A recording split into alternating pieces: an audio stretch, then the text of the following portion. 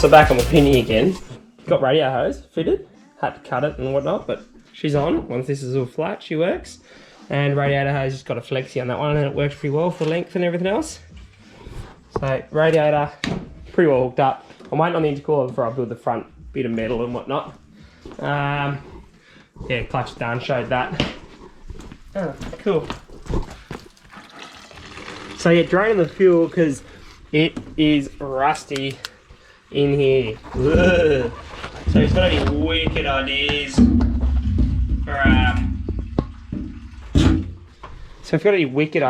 for cleaning that. But E85 is going to do exactly the same thing to it. So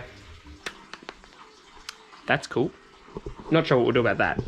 But got fuel line started and running, all that sort of jazz. Things are still arriving. So I think these will be my spacers, I reckon. For the rear wheels, so I can go to Ford stud pattern. Got me manifold bolts and whatnot, so I need to run the rest of them in, but got a lift, putting the manifold on, and I can start now putting turbo on, sorting all those things out, turbo oil drain, stuff like that. So that's excellent. Got your power steering lines in there, and then that goes to Teflon braid to high pressure side of the pump. What else we got? I bought a fuel cell because that rear tank rusty, and if it's rusty now, once we put E85 in an ethanol, creates rust or inhibits water to make it rusty. So instead of cleaning that out and then having the trouble later on, we just bought an alloy tank. Not the biggest. We're not about to do like a 4-hour race, so don't really need heaps of fuel on board. So bought a fuel cell, which will now feed the surge tank, which sort of means I could have just set this up and not needed a surge tank.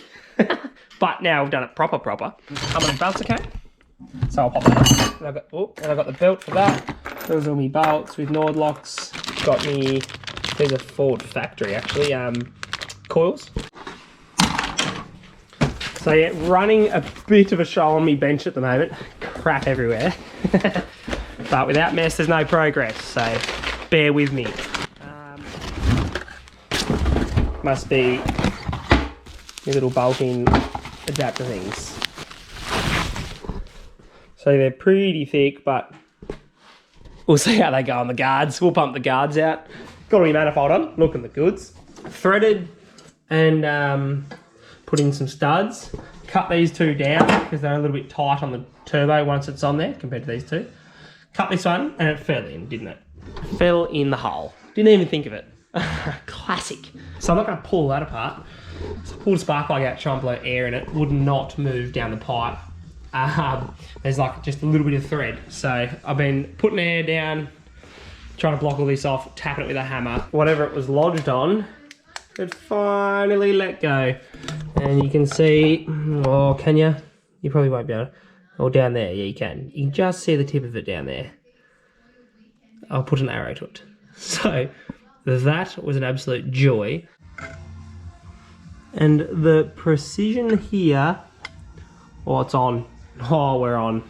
That is what fell down, that little bit of thread. Then because it's stainless stud, couldn't use a magnet, so grease on the screwdriver. While the gate's off, I might pull it apart and check the springs that are in it. Glad I did, because it's like double springs. There would have been no minimum boost. It would have just been full feed. Wicked. This one's 14 pounds, so I reckon I'll run that one as well. I've got it.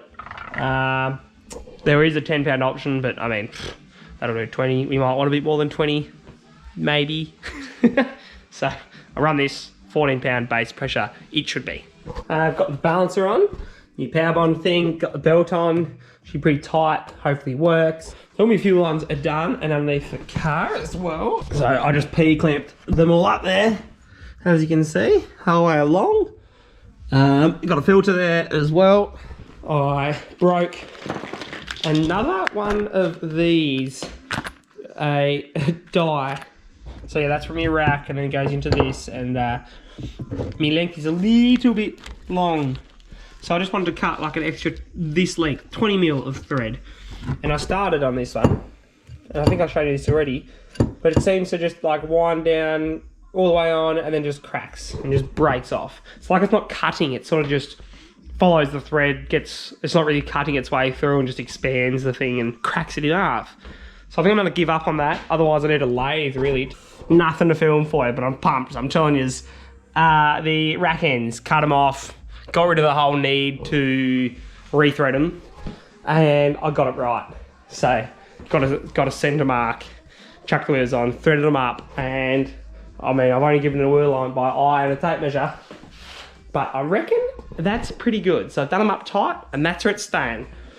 I think they want to be scrubbing a little bit. I think they want to be, yeah, that way a touch. Can't remember. Don't even know what you call it because I'm not a big drifter.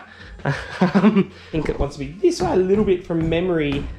It might self-steer a touch. And I think we also, apparently we need to change this caster arm. Oh, duck.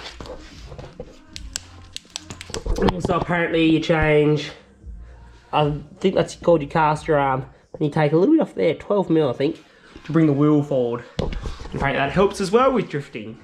So if you're doing all these little tricks, it's probably going to steer pretty well compared to my Falcon, which is probably needed because Freddie isn't made for drifting. Got the boys working tonight. So got the front of the radiator working on it at the moment. Matt's into us. Wiring is happening. So it's all neat. Like engine's wide at the moment, as you can see. Wiring loom and neat as a pin. Have pumped on that. Intercooler arrived. Big girl. So we'll mount that next and we'll move on to intercooler lines, hot side, cold side and whatnot. You got the fuse link and stuff. And the OBD on a nice little sheath. That's a bit la-di-da.